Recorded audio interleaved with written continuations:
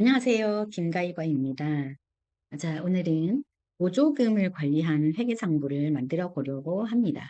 그 단체에서 나라의 정부 보조금을 받고 사업을 진행하는 단체들이 꽤 있는 걸로 알고 있거든요.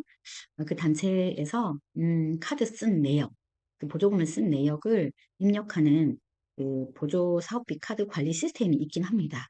보탬이라는 것도 있고 여러 가지가 있는데 거기는 예산을 쓴 거에 대한 증빙 자료, 그다음에 뭐 얼마 썼다 이런 기록을 남기는 곳이고요. 실제로 그 계획서를 제출하셨을 거란 말이에요.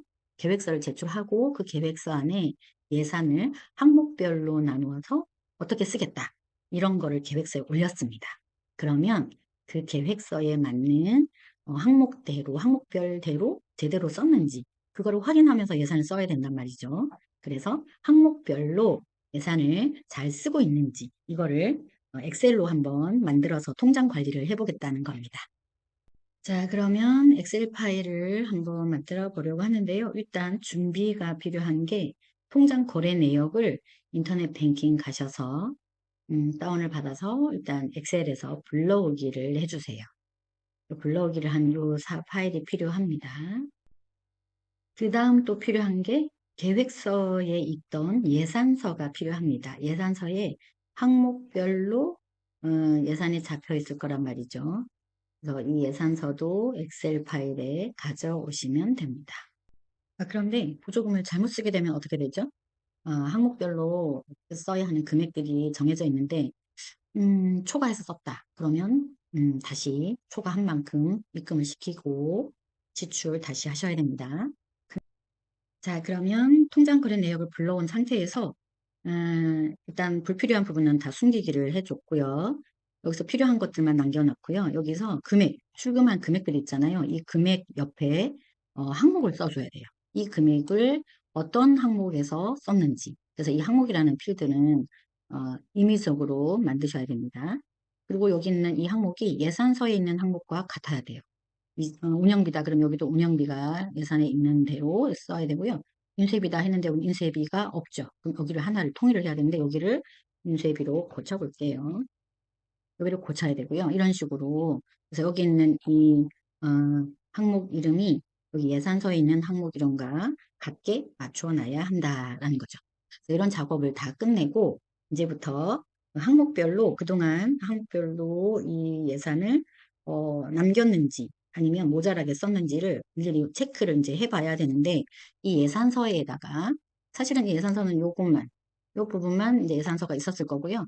집행한 금액, 요것도 필더를 만들어서 여기다가 일단 요건 다 지우겠습니다. 여기다가 이제 얼마를 썼는지 자동 계산이 되게끔 하겠다라는 것이 이번 이 영상의 취지이거든요. 자, 그러면 집행액을 얼마나 썼는지를 이제 계산한 함수가 바로 SUMIF입니다.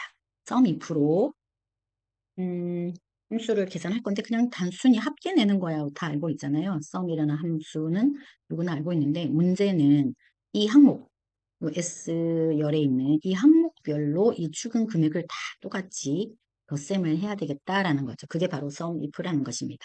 SUMIF는 아주 간단한데요. SUMIF를 계산을 한번 해 보겠습니다.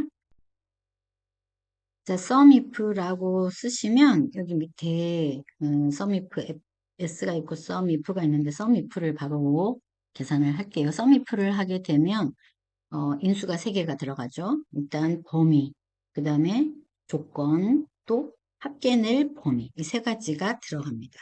그러면 자 생각을 한번 해볼게요.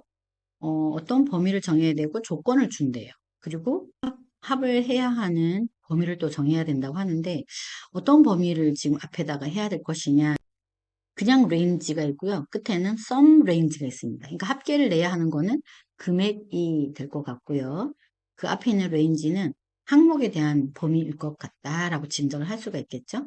그래서 첫 번째 이 범위를 정해야 되는데 이 항목이 들어가 있는 또 이렇게 얘는 지금 항목이 다 들어가 있는데 여기에 대한 어떤 항목인지를 또 하려면 또 여기 여기 있는 요 항목들하고 같아야 된다고 아까 그랬잖아요.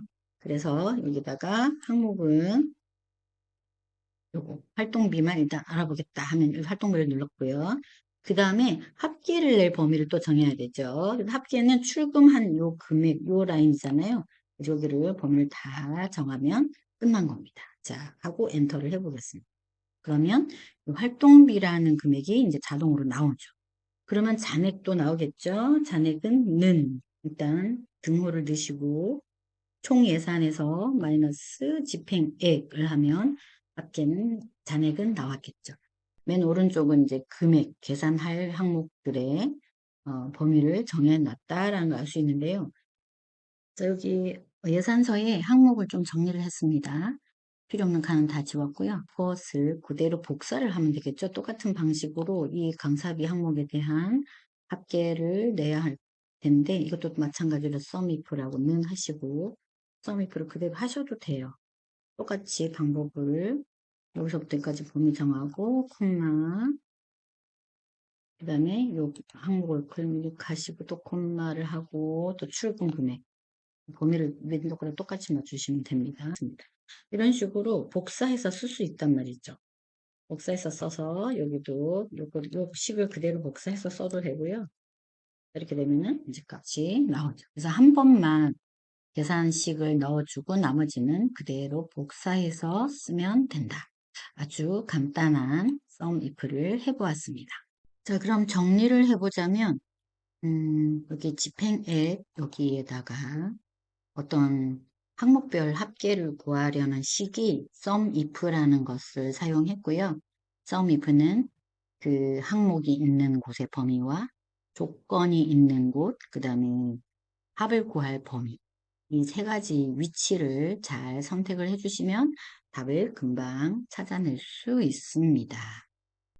참고로 여기 항목 범위에 있는 항목들이 예산서에 있는 항목과 똑같아야 된다라는 거 그거 주의해 주시고 오늘은 이걸로 마치겠습니다. 구독을 하시면 여기 이 통장 거래 내역을 통해서 지출 결의서를 또 자동으로 만드는 영상이 또 있어요. 찾아보시고요. 그 구독을 눌러주시면 바로 이어서 들으실 수 있습니다. 감사합니다.